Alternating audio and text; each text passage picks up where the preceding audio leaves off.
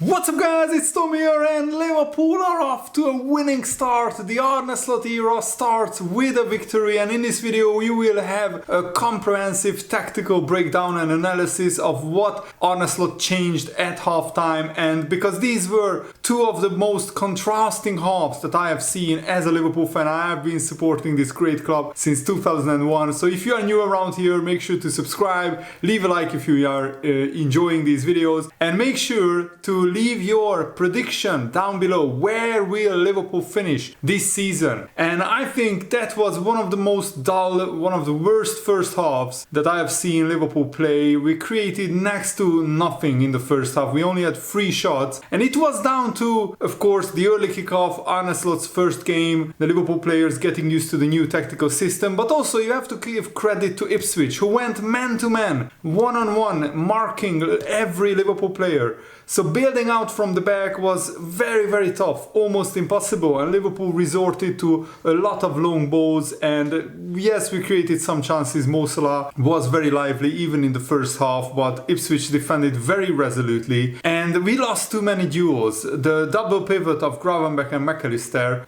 won only 3 of their 11 duels in the first half, and also Kwanzaa only won 50% of his duels, so Arne Slot substituted him at halftime, which was a very bold move by Arne Slot, but it worked out, and we will look at why exactly Arne Slot substituted Kwanzaa, but mainly because he lost too many duels, and the whole team lost a lot of duels, but the whole Liverpool team was much better. Konate with his pace, with his physicality, even though I think it was a little bit harsh on Kwanzaa, because Kwanzaa had a pretty okay first half, he played pretty well, but sometimes Dilap, the striker of Ipswich, former Man City player, outpaced him, and yeah, he lost some duels, and we were exposed. And by the way, Ipswich were the better team in the first half, we have to be honest. They created more chances, 4 shots, 2 on target. Second half though, totally different story, and I think in the second half, Liverpool really clicked, and the whole world could see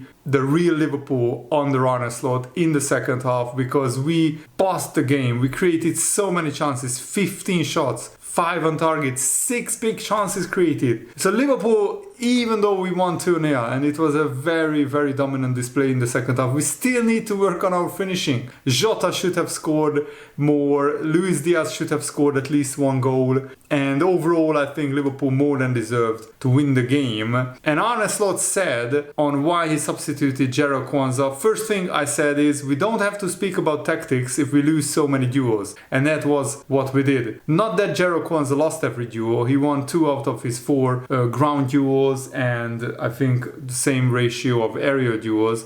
Many of us lost too many duels, but I think we needed Ibu Konate to win these long balls in the air from their number 9, and yeah, Konate and Van Dijk won 75% of their area duels, and Konate did that in the second half. Of course, a lot of Liverpool fans are surprised that Arne Slot is so blunt, but I really like how honest he is in the interviews. And yeah, we lost too many duels in the first half. That way, the ball a lot of times went back to Ipswich, so we couldn't really build momentum. We couldn't build a rhythm to our play in the first half. And also, lunchtime kickoff away to a newly promoted side. The Ipswich fans were really up for it. Understandably, first Premier League game in 22 years for Ipswich, so it was expected, and this has clearly worked. That, you know, Robertson stayed out wide, Konate and Van Dijk stayed in the middle, and Trent inverted into the midfield, especially in the second half, because Trent received inside and outside of the Ipswich Town block, and it has kept McAllister and Gravenberch closer in the middle and not on the touchline.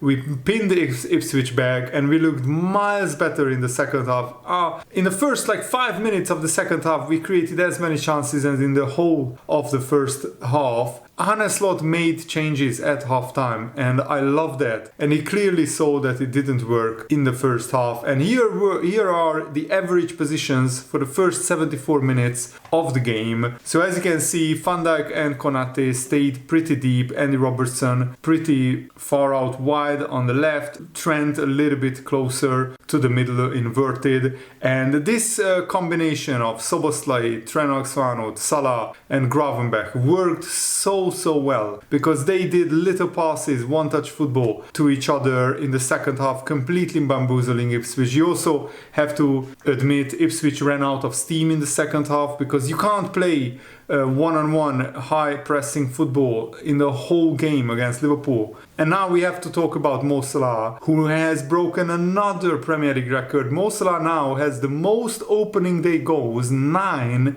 in the Premier League's history, and he also has the most goal involvements. So he has 9 goals and 5 assists in Premier League history. Absolute greatness. And here you can see his record. Last season was the first time he hasn't scored a goal in the first 7 seasons, but now he scored and assisted against Ipswich, and he's now the record holder. As you can see, he got in front of Lampard, Rooney, Shearer, who all had 8 goals on match day 1. And what is also absolutely madness is that Mo Salah played 350 games for Liverpool. He has 300 goal involvements, which is the definition of world class. He has 212 goals and 88 assists in all competitions for Liverpool. An absolute gem, Mo Salah is, and I love him, honestly. And Arne Slot is only the second Liverpool manager in the Premier League era to start his reign with a victory in the Premier League. And in this century, so since the turn of the year 2000, Liverpool haven't had a manager who won on his debut. Even Jurgen Klopp and Rafa Benitez couldn't win on their debuts. But Roy Hodgson lost, Kenny Dalglish lost on their debuts, and Brendan Rodgers lost as well. And Jurgen Klopp, Rafa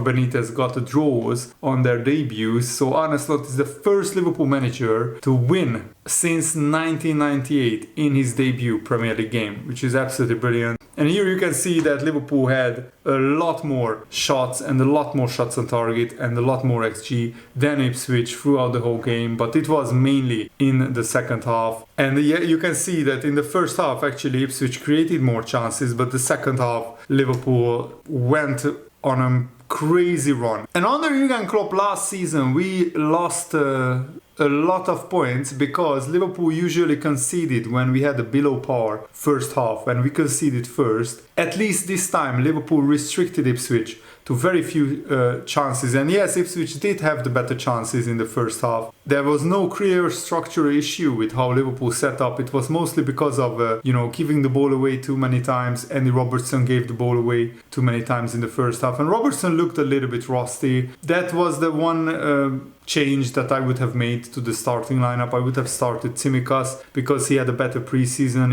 he was more in rhythm. But Tsimikas came on in the second half and did well after Robertson tired.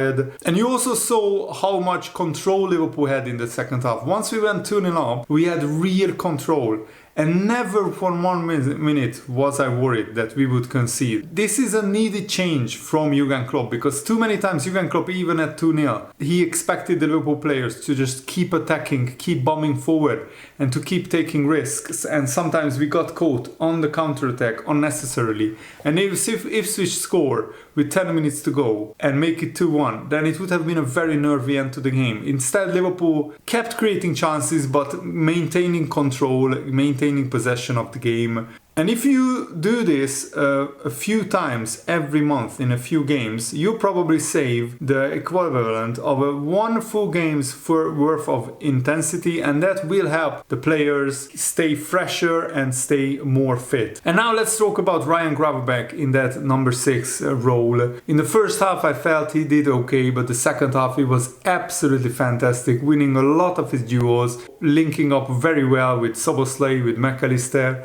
with Trenok, and Gravenberch is a very exciting profile as a defensive midfielder. But even Arne Slot admitted after the game that Liverpool are looking to sign a defensive midfielder, and if we find the right player, we will not hesitate to buy him. But Gravenberch has size, he has technique, he has ball retention, he has the ability to orchestrate play and find ways forward through passes that break the lines, and he shields the ball well. He uses his body really well. He gave away a few fouls in the first half, but they were weren't even fouls. The referee was just a moron, whistling for every little, Ipswich player falling over. And by the way, Liverpool should have had a penalty, I think, when Luis Diaz missed that sitter. He scoops the ball up into the air and then he gets taken out by the goalkeeper, but the referee didn't give it, so VAR didn't intervene. Also, I think Burns or Hutchinson, one of the Ipswich Town players, they had a yellow card. He had a yellow card and then he handballs it in the first half, so should have been a second yellow and a red card, even though the referee saw the handball, gave the free kick, but didn't give the red card. So the referee wasn't great, but thankfully Liverpool won anyway. It's absolutely crucial that our number 6 retains the ball well under pressure and he can pass the ball when he's pressed. He retains the ball well in tight spaces. Gravenberch did that in the first half and in the second half even more. Is he the ultimate solution in the number 6 position? I don't think so. Time will tell. But I think if Liverpool should sign a defensive midfielder, it should be this kind of profile who has the size and the press resistance and the passing range. And yes, it's tough to find a player like that, but that's ultimately the job of Richard Hughes and the scouting department. Szoboszlai also had a great game. I thought the second half it was one of the best performances of Szoboszlai in the second half in a Liverpool shirt. He was absolutely everywhere. He was defending, tackling, going forward, passing brilliantly, making great runs, making one-touch, two-touch passes, and he got an assist as well. He created the joint most chances in the Liverpool team, Dominik Szoboszlai. He also made the second most recoveries in midfield, and he completed 91% of his passes. Out of 43 passes, he completed 39, and he looked really, really comfortable in this advanced role. Alexis McAllister was okay. He was probably the worst out of our midfielders, out of Gravenberch, Szoboszlai, McAllister. He was probably the worst. He had an 86% pass accuracy. He had a shot which went out for a throw-in, which even he laughed at. He only had one successful dribble out of 7. He had 4 accurate long balls, which is really, really nice. But what I didn't like about McAllister is that he lost quite a lot of his duels. Gravenberch had 86% pass accuracy, but he won 5 out of 11 of his ground duels and 1 area duels, 1 out of 1. He also won 1 out of 3 tackles, but I think that's harsh because he had another tackle which the referee deemed as a foul, but he actually got the ball, so the referee shouldn't have whistled for that. Overall, it's a very convincing, very comprehensive, brilliant Liverpool victory, so I'm really, really happy about that. Thanks for watching, guys. Hope you enjoyed this. Have a lovely day. See you later. Goodbye.